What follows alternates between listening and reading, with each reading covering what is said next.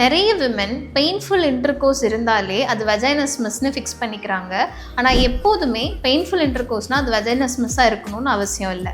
சிலருக்கு அது ஒரு பெர்ஃபார்மன்ஸ் ஆங்ஸைட்டியாக கூட இருக்கலாம். சில விமனுக்கு இன்டர்கோர்ஸ்க்கு முன்னாடி இன்டர்கோர்ஸ் ரொம்ப பெயின்ஃபுல்லாக இருக்குமோ அப்படின்ற ஒரு பயம் இருக்கலாம். சிலருக்கு அவங்களோட ஃப்ரெண்ட்ஸ் அவங்களோட எக்ஸ்பீரியன்ஸை ஷேர் பண்ணும்போது அதனால இவங்களுக்கும் ஒரு ஃபியர் வரலாம்.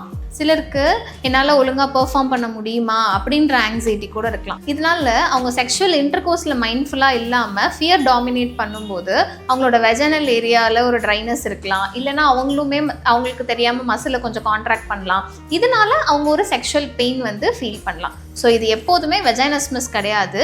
இதை ஒரு ப்ரொஃபஷனல் கிட்ட நீங்கள் டிஸ்கஸ் பண்ணும்போது தான் அது வெஜைனஸ்மஸா இல்லை பெர்ஃபார்மன்ஸ் ஆங்ஸைட்டியா அப்படின்னு சொல்லி அதில் ப்ராப்பராக ஒர்க் ஆன் பண்ண முடியும். ஸோ இந்த மாதிரி நீங்கள் கண்டினியூஸாக எக்ஸ்பீரியன்ஸ் பண்ணுறப்போ நீங்களாக ஒரு கன்க்ளூஷனுக்கு வராமல் ஒரு செக்ஸ் தெரபிஸ்ட்டை மீட் பண்ணுறது எப்போதுமே நல்ல ஆப்ஷன்.